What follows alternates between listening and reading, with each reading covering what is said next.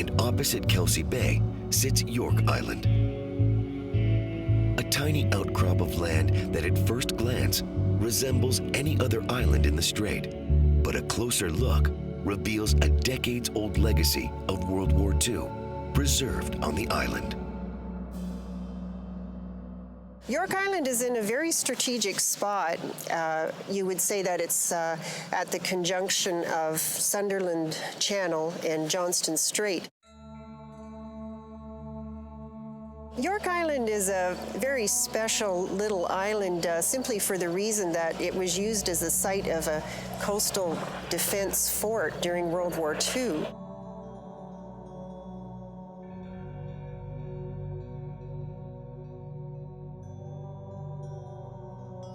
There are some really fantastic old fort buildings there, and we don't have a lot of that kind of old architecture here on the island.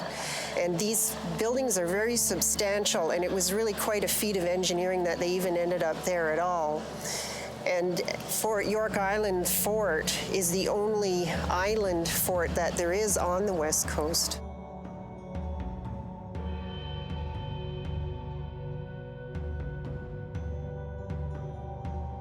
Starting in about 1937, they sent engineers up from Victoria, and these were military engineers.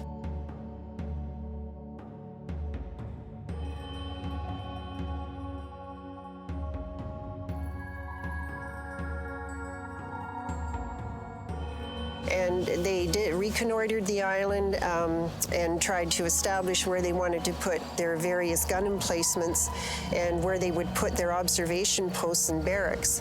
One of the first things that they did was they built a very substantial wharf. You have to remember that on the coast in those years, water traffic was highly important as a means of communication and transportation. So having this wharf there was very, very critical to building the fort and getting their supplies and their troops in.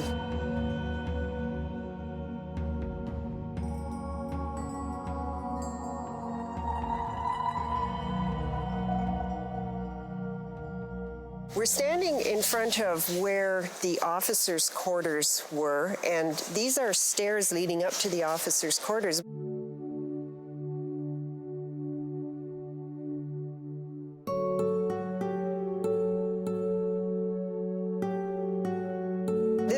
This was really a great discovery. It's like an archaeological find because nobody had seen these stairs since the war years.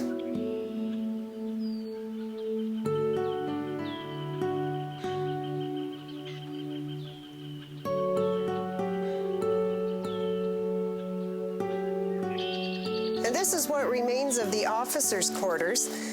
It was once described as a very swank building with a stone fireplace and hardwood floors. And what was interesting about the construction was that when it had a roof, it had an eave that went all the way around. And the eave was designed so that it would catch water and drain it down into a cistern that was underneath the building. Now, there's no fresh water anywhere on Yorke Island that can be tapped into. So they figured that this would be a way of supplying everybody with water. So as we enter into this clearing, this is where we really get to the heart of what the fort was all about. As you can see, they brought the materials up 200 meters high, and they were actually transporting brick. This is one of the most interesting structures here. It's the observation post.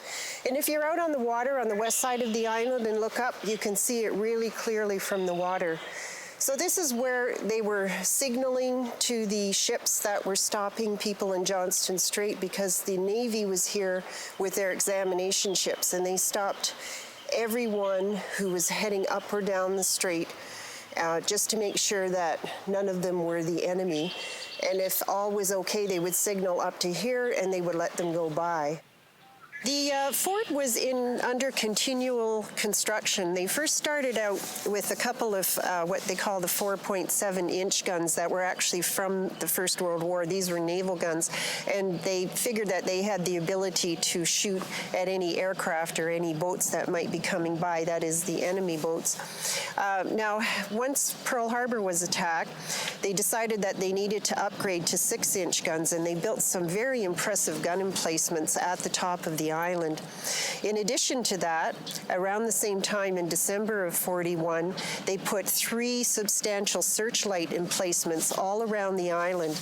In fact, people who lived across the way at Kelsey Bay said that they could read their newspapers by this light. It was so bright. And these lights were on 24 hours a day.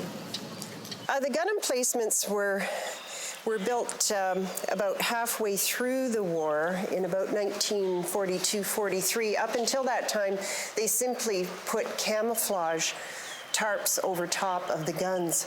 So this is really quite a masterpiece of engineering. And as you can see here, they still have the storage area where they put the shells, and it's that you can read shell recess on there. Now I'm inside where the gun was actually situated. As you can see by the size of those bolts, it was quite a big piece of equipment.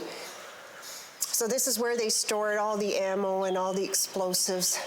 The 6-inch guns that they used here, the naval guns, took shells about this big in diameter, and they actually used them in practice. So these guys would spend hours in here. A normal shift was 4 hours, and they would spell each other off.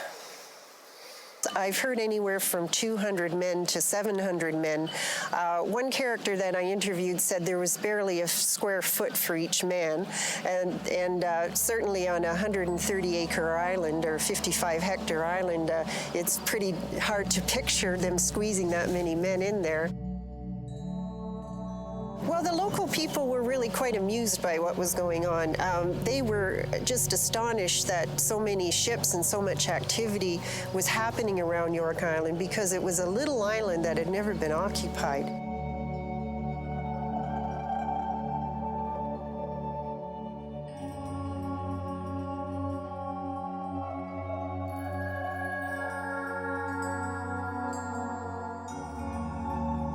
All of a sudden, they were inundated with a couple hundred soldiers and construction workers, and some local people were involved in the construction. And then all of a sudden, the war became very real to people.